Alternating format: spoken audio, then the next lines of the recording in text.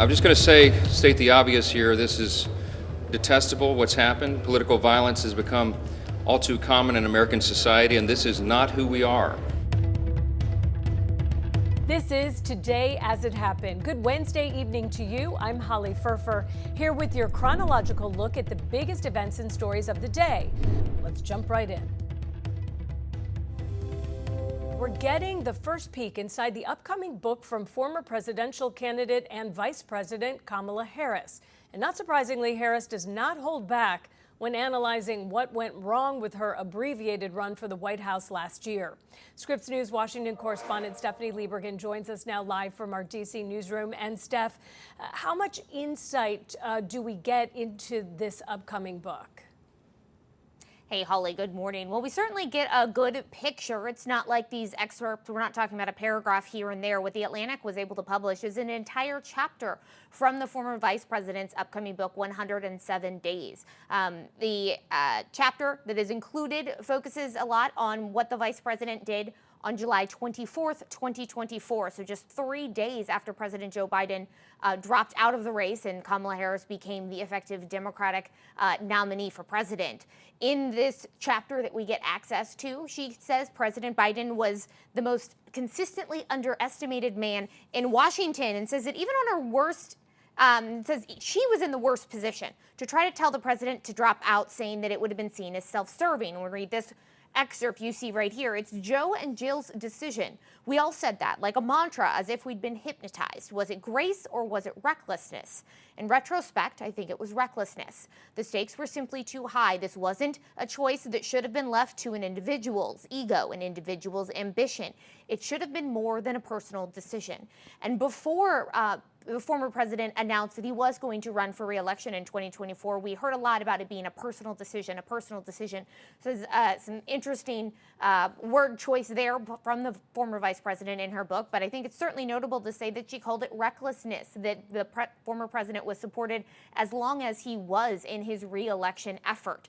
Now, she says that in this excerpt, she says even on President Biden's worst day, that he was still more knowledgeable and more compassionate than Donald Trump. So definitely some straightforward language here from the former VP. And we got a brief editor's note from the editor-in-chief of The Atlantic, Jeffrey Goldberg, up at the top. The only editorial addition to the chapter of the book where he says he has read the entire book and that it is actually filled with surprises. He describes the vice president's book as blunt, occasionally profane, and slyly funny, saying that she really does not hold back at all. So I think once this book comes out in a few weeks, Holly, there are a lot more little nuggets of information and little anecdotes that the vice president seems like she's going to share. Interesting. Okay. And Steph, when she was running, we did hear a lot about her feeling unsupported by the White House. Does she talk about that in this little excerpt that we got?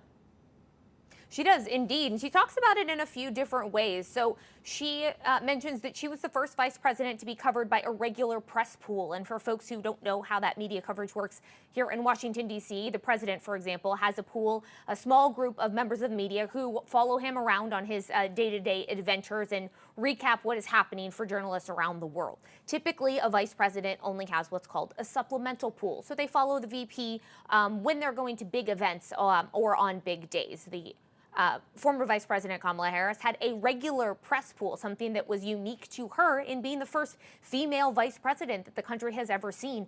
But she goes through a few little anecdotes about how she feels like the Biden team and the White House team didn't back her up. And this is from before she was a candidate. So we're talking about the first 3 years of the administration. Another quote section for you here. Their thinking was zero sum. If she's shining, he's dimmed. None of them grasped that if I did well, he did well. That, given the concerns about his age, my visible success as his vice president was vital. It would serve as a testament to his judgment in choosing me and reassurance that if something happened, the country was in good hands. My success was important for him. His team didn't get it. So again, here she is not talking about not being supported when she was running for president. She's talking about not being supported before the 2024 campaign wrapped up, before her 107 days even started. She comes through a few anecdotes in this chapter that we see of examples that she says of the White House not really supporting her, not defending her enough in the press, not defending her to members of the media. She talks about a trip to France where she was repairing diplomatic relations between the U.S. and France. But she said when she got back, news coverage was focused on a so-called gaffe in the White House. She says didn't do enough to push back against that narrative. She talks about the work she did fighting the root causes of migration, saying that she notched a number of accomplishments there, but that the White House, when she and her team tried to bring that up, tried to make that more of a headline, the White House said that there wasn't enough data and there wasn't enough information just yet. So again, Holly, just a few little excerpts, one chapter we're getting today, certainly much more to come. And Seb, do we know what's next for her? Anything about her future plans? Well, it's unclear, at least at this point, whether she will run for public office again. She did make clear in late July she has no plans to run for governor of California. That was rumored a little bit, and in a post on Instagram, she did say that she thoroughly considered it, but decided that now is not the time. And she said in that Instagram post that for now, as she put it, she will not be in elected office, but she certainly left the door open for potentially running again. She says she's going to remain in the fight, indicating that she maybe will remain in the public eye and making comments and kind of fighting for Democratic issues and Democratic policies. But the book tour that she's due to head out on starts on September 24th, the day after the book is formally released, and that book tour continues through mid-November. I would guess while she's on that book tour for a couple months, she's probably going to get a lot of questions about what exactly is next for her and if there is a future campaign for her for some kind of elected office in her potential plans. All right, Scripps News Washington correspondent Stephanie Liebergen live for us. Thanks, Steph.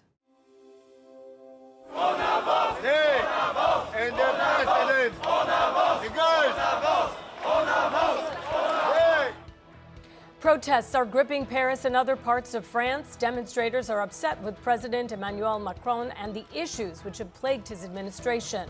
Authorities say they've arrested about 250 people in the first few hours of the protests. An act of war. That's what Poland is saying about Russian drones, which entered its airspace during a period of several hours overnight. Poland says it shot down several of those drones with help from NATO allies. Russia's defense ministry insists it did not target Poland, but several European leaders say the incursion must be met with a strong response. All right, let's bring in Scripps News international correspondent Jason Bellini now with more details on what happened in Poland this morning. And Jason, NATO calls this most serious incident of the war inside European territory. So what do we know about Russia's intentions behind this attack? Hi, Holly. It's a very good question. What we know is that Poland now sees this as an act of aggression. Russia is denying that's what happened. They're saying that the drone simply went off course. But European leaders, they're saying that this is a real reason for concern and alarm. Here's what we know. Poland says 19 Russian drones entered its airspace over 7 hours, the most serious violation on NATO soil since Russia invaded Ukraine in 2022. Dutch F-35s intercepted some drones. German Patriot batteries went on alert. NATO confirmed that this was the first time its forces have engaged a potential threat inside Allied airspace. Polish Prime Minister Donald Tusk told Parliament that the drones came not just from Russia, but also from Belarus, where Moscow is staging new war games. Mamy do czynienia najprawdopodobniej z prowokacją na dużą skalę. Local authorities say a house was hit in the Lublin region near the Ukrainian border. No injuries were reported. Still, airports closed, including a major one in Poland's capital, Warsaw. Airspace shut, NATO on high alert. So why did Moscow do it? Security analysts say Russia had multiple goals: testing NATO air defenses, measuring the U.S. political response, and measuring NATO's reaction. Whether it was intentionally or not, it is absolutely reckless. We will defend every inch of NATO territory. The U.S. ambassador to NATO is signaling U.S. resolve, saying we stand by our NATO allies and will defend every inch of NATO territory. Holly? And Jason, so how is NATO handling the situation? Right now, there are consultations going on. There's a meeting between member states deciding, well, first, how serious of an incident is this? They're doing the research. They're gathering more information. Will there be an actual NATO response, military response? That seems highly unlikely. But I can also tell you that now that Poland has invoked Article 4, that forces some serious discussions. Now, we have Article 4 and Article 5 of the NATO Charter.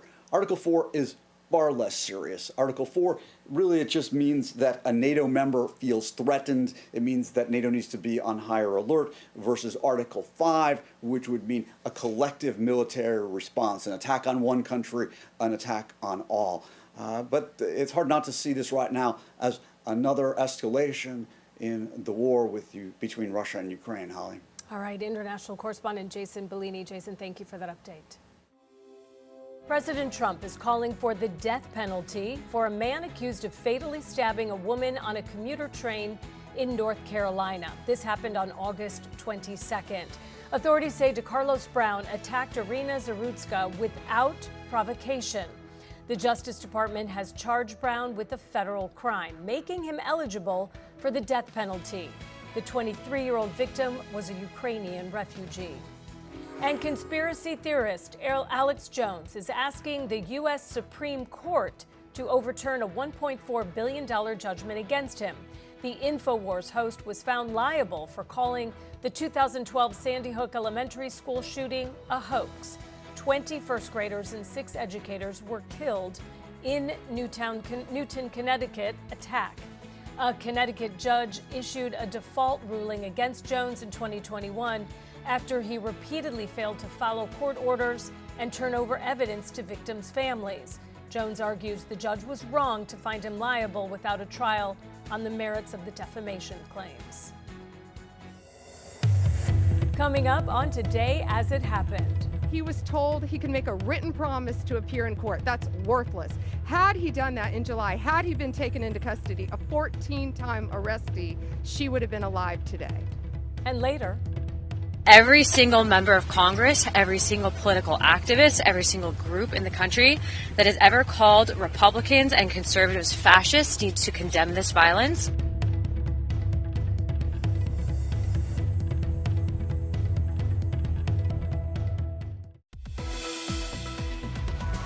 welcome back to Today As It Happened. All right, let's check back in on our daily briefing of the day's top stories. A South Korean charter plane which arrived in the U.S. this morning will bring home workers detained in a Georgia immigration raid. More than 300 South Koreans were among 475 workers rounded up September 4th at a battery factory under construction at a Hyundai's auto plant. Federal authorities released video showing some workers shackled with chains around their hands, ankles, and waists. Those images caused shock and a sense of betrayal in South Korea, a key U.S. ally. South Korea's government says it has reached an agreement with the U.S. for those workers' release. The Department of Labor is launching an investigation into how the Bureau of Labor Statistics collects and reports economic data. The news comes one day after the BLS revealed there were nearly 1 million fewer people employed than previously reported for the year ending in March. The Assistant Inspector General for Audit sent a letter to the acting BLS commissioner this morning announcing that investigation. The Bureau made the employment revision as part of its annual data review process. The major cleanup effort is underway off the coast of Long Beach, California. That's where 67 shipping containers fell from a cargo ship into the water on Tuesday morning. Investigators still have not said why they believe that happened. The port temporarily stopped loading and unloading ships at one terminal while crews work to secure those containers. Long Beach is one of the nation's busiest ports, handling 40% of all U.S. shipping containers. President Trump is calling for the death penalty. It involves the case of a man accused of stabbing a woman to death on a commuter train in North Carolina. The victim was a Ukrainian refugee. She was just 23 years old. The suspect reportedly had a lengthy criminal history. Scripps News legal affairs correspondent Eva Joy Burnett is live in our D.C. newsroom with the details. And Eva Joy, what is the likelihood that the suspect will actually face the death penalty? Hi there, Del. Well, we do know that President Donald Trump is calling for the death penalty in this case, but in a post on Truth Social, the president has also rightfully acknowledged that this is a case that has to go through a process before we could possibly even get to that. And the process is possibly a trial in this matter. The suspect in this case, he faces a first-degree murder charge in the state of North Carolina. And this murder charge is with regards to Irina Zarutska. She is that Ukrainian refugee who was living in Charlotte and who was stabbed on the transit system there last month. The suspect in this case, his name is DeCarlos Brown, and we do know that he will face a first-degree murder charge in the state of North Carolina. But then yesterday, we heard from the U.S. attorney, who is a DOJ official, who announced that this suspect will also be facing one federal count, a new federal count in this matter. And that federal count is committing an act that caused death on a mass transit system. And it's that particular charge that could ultimately, depending on the outcome of a trial, could ultimately result in the death penalty. What the U.S. attorney explained yesterday is this particular charge, if someone is found guilty, could get the death penalty or life behind bars without parole. But what ultimately needs to happen before that is this matter needs to go before a jury. And if the jury finds the suspect guilty here, it's then the jury who will determine if this case should end up with life behind bars without the possibility of parole, or if this person should get the death penalty, Del. So there are a lot of things that need to happen before we could possibly get to that point. And this is something that the U.S. attorney himself acknowledged yesterday. Yeah, her family also speaking out, saying that it could have been anybody on that train. They too are calling for swift action. Avajoy, what can you tell us about this suspect, his prior criminal history? Yeah, the U.S. attorney, in speaking about this yesterday, was extremely emotional, but then also spoke about the prior history that this person has had with the criminal system there in Charlotte, North Carolina, and in North Carolina in general. So this person has been arrested about 14 times. I started to go through the court docket for this person's name, and I saw that the last time that he was arrested was in January of this year, January 19th of this year, and the charge was misuse of the 911 system, calling 911 without an issue. However, Mr. Brown here, he was released from custody with a promise that he would actually show up for all subsequent court hearings, and then now we have this case, this murder charge against him after last month's incident in this Ukrainian immigrant, this refugee who was here. So this person has a really long history. What we do know about the Ukrainian refugee, according to a conversation that the U.S. attorney shared yesterday after he spoke with her mother, is that they plan for her to be buried here instead of being sent back to Ukraine. And her mother says that's because she loves the United States, Del. Our legal affairs correspondent, Avajoy Burnett, live for us in Washington, D.C. Avajoy, thank you very much. We'll be right back to continue our look at today's top stories.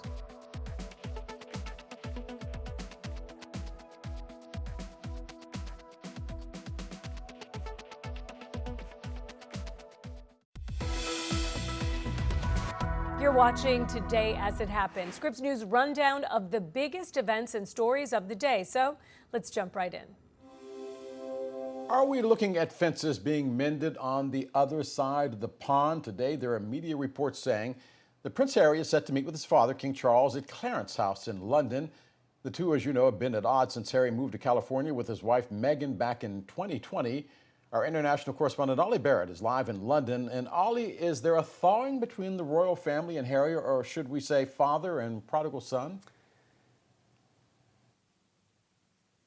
Well, Del, I think there's some cautious optimism here in the UK that perhaps there might be some thawing going on. And we know that King Charles and Harry have now met at Clarence House, just next to Buckingham Palace in central London. There was much speculation that they would meet this week because Harry was here for a period of days and the King was in the country at the same time. And sources in the Prince Harry camp and in Buckingham Palace were not guiding us away from the idea that there might be a meeting on the cards. And then earlier today, when King Charles was spotted getting on a plane train heading away from Scotland, where he had been staying, towards London. Certainly the speculation mounted that such a meeting could take place. A little over an hour ago now, Prince Harry arrived at Clarence House after King Charles had arrived there.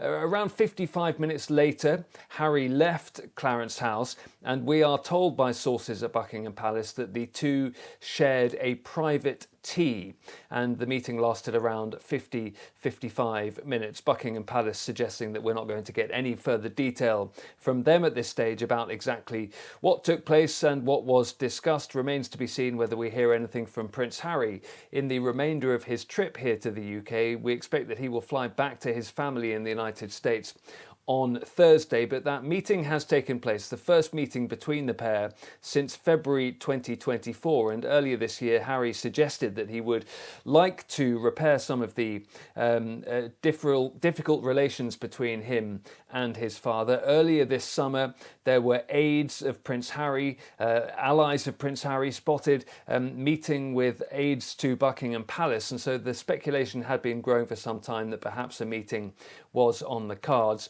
We are told, though, that there is no expectation that Prince Harry will meet with his brother, Prince William, during this trip. So while some bridges may be on the way to being mended, certainly it looks like they are still strained, still in a difficult shape when it comes to relations between Harry and his brother William. Up next on Today As It Happened, yet another government shutdown battle is coming up on Capitol Hill. And this time, spending on Obamacare will be a major flashpoint. Stay with us for Scripps News correspondent Nathaniel Reed's reporting as lawmakers gear up for a funding fight. That's after the break.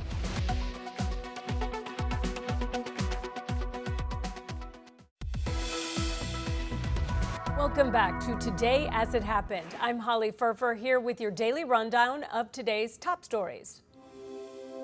The Affordable Care Act is becoming less affordable for lots of Americans, and Democrats are trying to get their Republican counterparts to do something about it. Let's go now to our congressional correspondent, Nathaniel Reed, who is live on Capitol Hill. And Nate, these subsidies expiring could mean real sticker shock for people looking to renew their insurance on states' open marketplaces. We all know that's about to begin.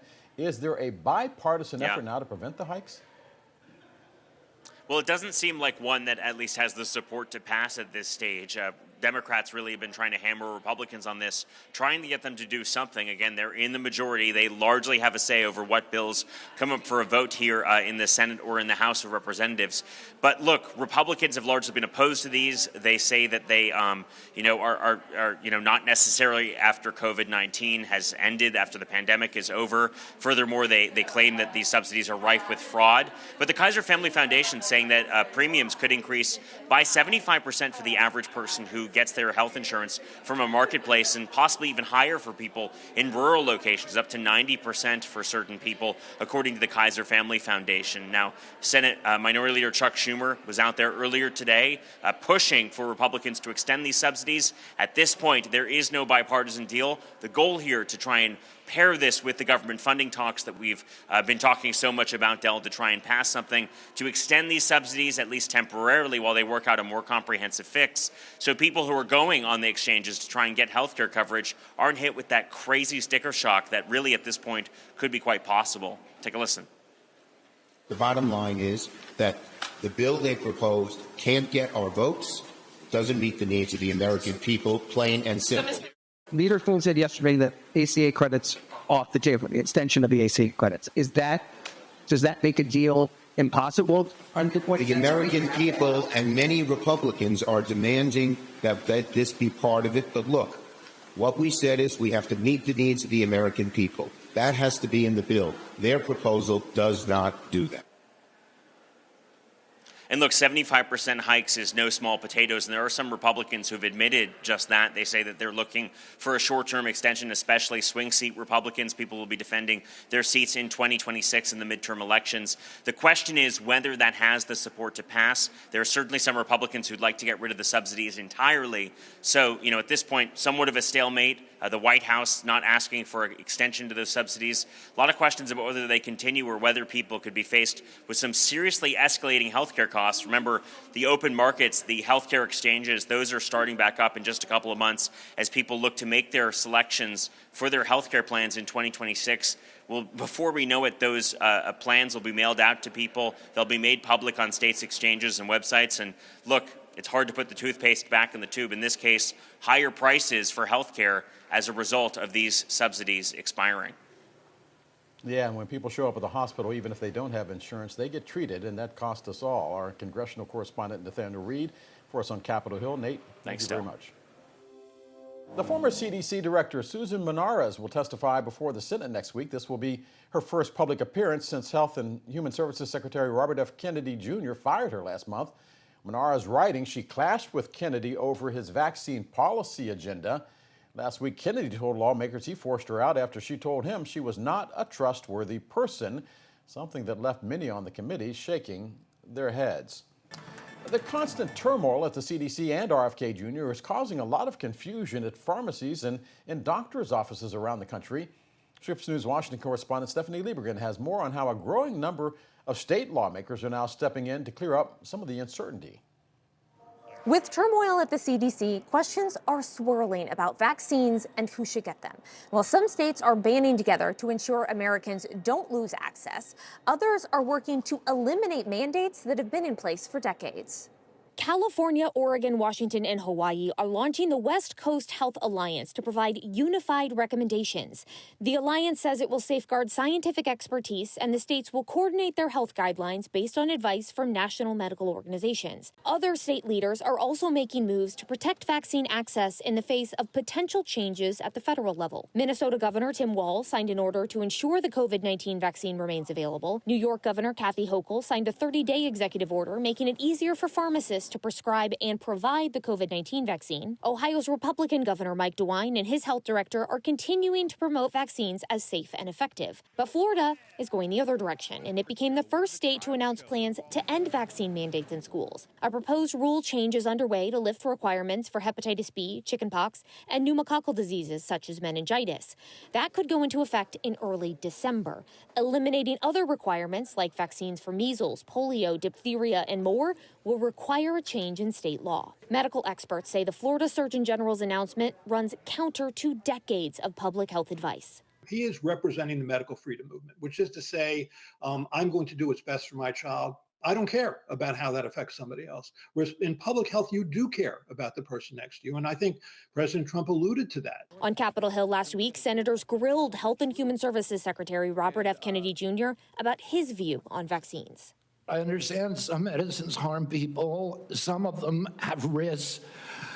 Some of them have benefits that outweigh those risks for certain populations, and the same is true with vaccines. And we don't understand the risk profile. After that hearing, President Donald Trump said he likes that Kennedy is different. But the next day, the president expressed caution about rolling back vaccine use. You have some vaccines that are so incredible, and I think you have to be very careful when you say that some people don't have to be vaccinated. Next week, the Advisory Committee on Immunization Practices will meet. It will be the second meeting since Kennedy fired the 17 previous members and handpicked their replacements. The panel is scheduled to discuss vaccines for COVID-19, hepatitis B, measles, mumps, rubella, and chickenpox, and RSV. If the advisory panel recommends any changes to the vaccine schedule, those changes will need approval from the CDC director. Stephanie Liebergen, Scripps News Group, Washington. Coming up on Today as It Happened. The unemployment rate for African Americans is the highest it's been since the pandemic. I'm Maya Rodriguez in Washington. Coming up, why that may be a warning sign for the nation's economy.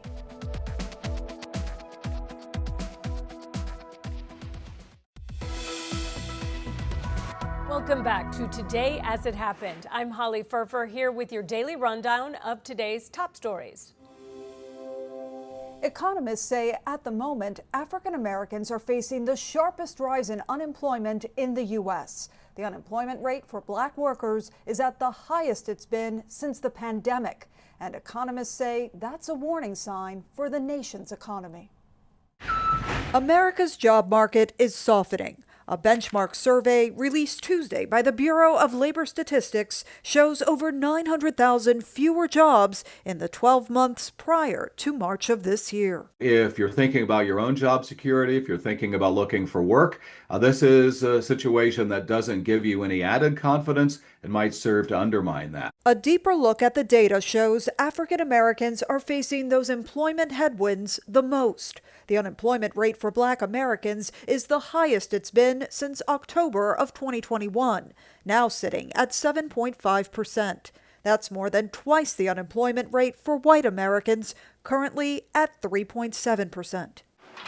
Black unemployment is historically seen as a bellwether when it comes to the U.S. economy. It is in those marginal groups that you see the kind of shifts in the economy, particularly downward shifts, hitting those communities first. Blacks make up 13% of the nation's workforce, but job losses in certain sectors could be having an outside impact on Black Americans' unemployment rate. I think there is some assumptions or hypothesis around cuts in government employment, cuts in some of the areas that Blacks are disproportionately located in, including manufacturing, some aspects of hospitality. I think all of that is making African Americans, who are oftentimes some of the most employed, insecure. A search for job security that may be harder now.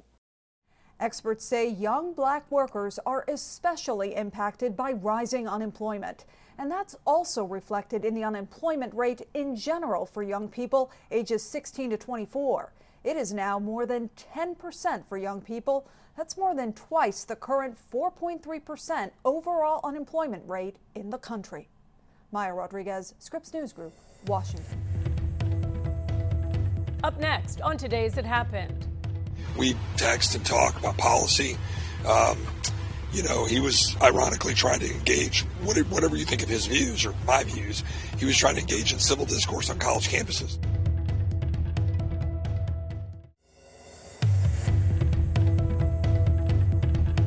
Charlie Kirk, the conservative political activist, is now dead. That news coming from the White House a short while ago. A Truth Social post. Let's go straight to our White House correspondent, Haley Bowl. Yeah, Del, President Trump ordering all American flags lowered to, he says, half-mast until Sunday evening in honor of Charlie Kirk, calling him a, quote, truly great American patriot.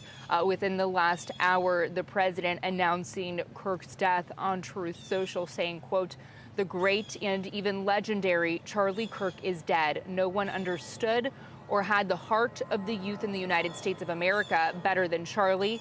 He was loved and admired by all, especially me, and now he is no longer with us. Melania and my sympathies go out to his beautiful wife, Erica, and family.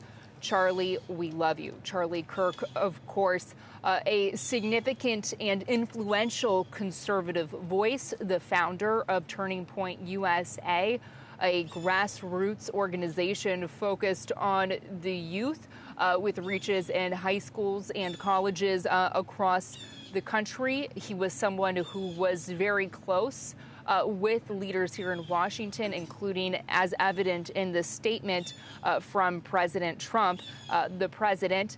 We have seen top administration officials throughout the afternoon sharing prayers for Charlie Kirk, including the Vice President, the Secretary of War, Secretary of Homeland Security.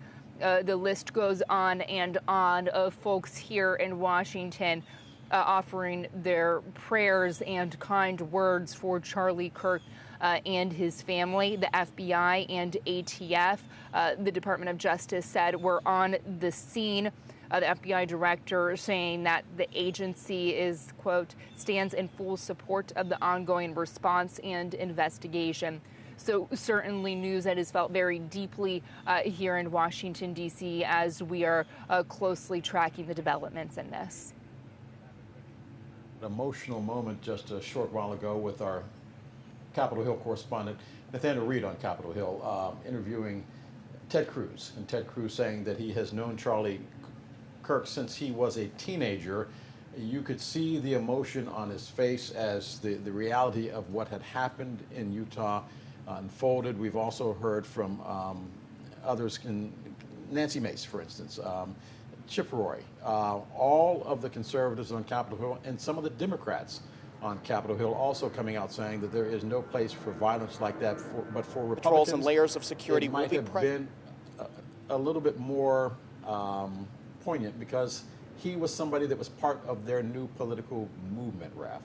Yeah, and Del, it is worth noting that the suspect is still not in custody. That's according to the Associated Press. So we did see some initial reports on social media that somebody had been apprehended. People at that event had taken pictures of police detaining an individual, but at least according to the latest information that we have, this suspect is not in police hands. What we know is that authorities say the shot came from roughly 200 yards away, another building on campus. He was speaking on the campus of Utah Valley University. The arena where he was at was described by one of the students earlier in the afternoon as sort of a bowl. He was talking about gun violence, oddly enough, when the shot rang out. The shot that we now know proved to be fatal. It struck him in the neck. He was taken to the hospital. At first, he was listed in critical condition. The president confirming a short while ago that he indeed had died. The flags at the White House, the president ordering a short while ago, will be flown at half-staff in honor of Charlie Kirk, as we still try to find out exactly who was behind the shooting, where that shooter might be.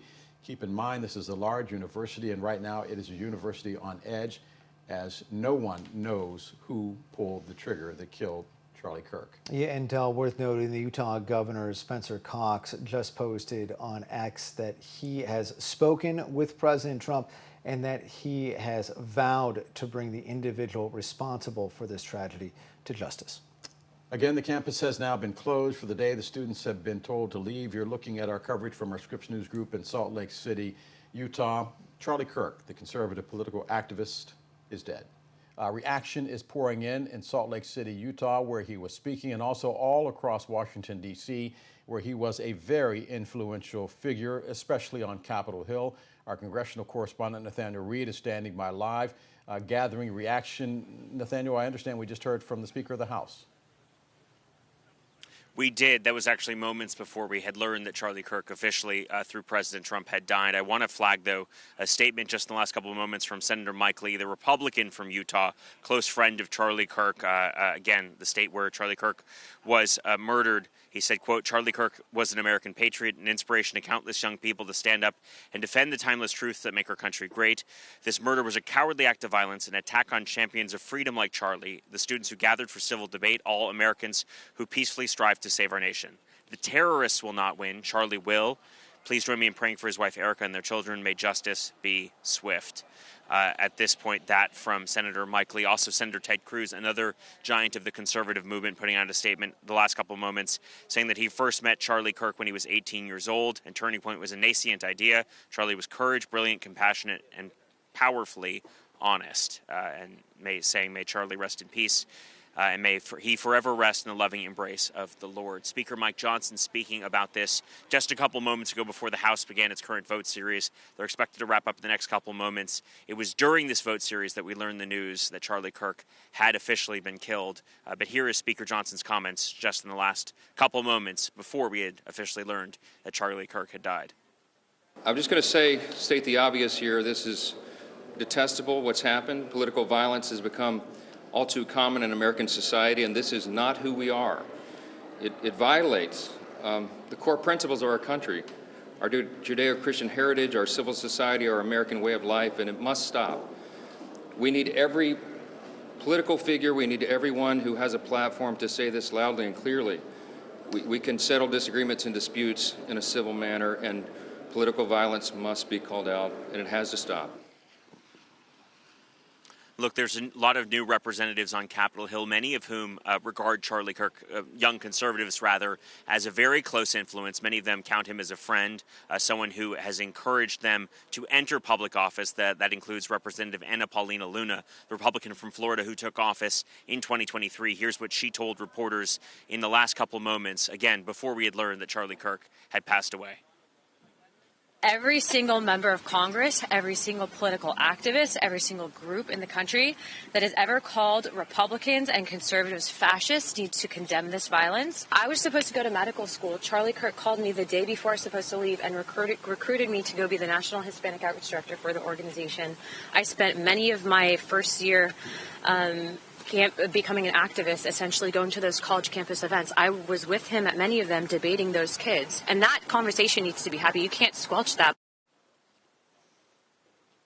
And look, many Republican members of Congress have appeared on his show. They're close allies of his. He's appeared on the campaign trail with numerous Republicans nationally who've run for Congress, for the Senate, of course, for president, with President Donald Trump counting him as a close ally. So certainly this is something that lawmakers are continuing to grapple with. Also, the security situation, the fact that lawmaker security is something that is front of mind for many of these representatives, Democrats or Republicans, just the fact that these issues of apparently pervasive political violence, continue.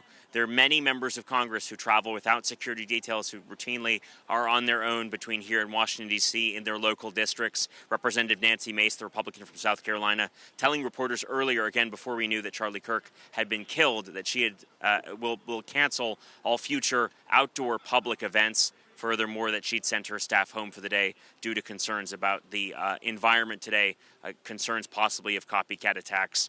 Again, this news still raw for so many on Capitol Hill. And to be clear, the condolences not just coming from Republicans, also coming from Democrats. Senator Ruben Gallego, the Democrat from Arizona, someone who Charlie Kirk had repeatedly campaigned against, putting out a statement about Mr. Kirk's death in the last couple minutes. Now, we have a person of interest in custody. The investigation is ongoing. But I want to make it crystal clear right now, to whoever did this, we will find you. We will try you. And we will hold you accountable to the furthest extent of the law. And I just want to remind people that we still have the death penalty here in the state of Utah.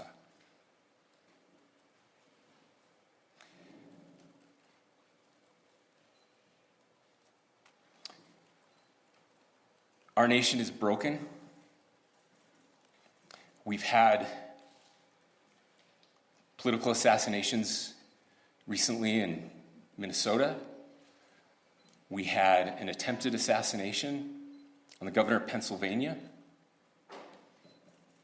And we had an attempted assassination on a presidential candidate and former president of the United States, and now current president of the United States. Nothing I say can unite us as a country. Nothing I can say right now can fix what is broken.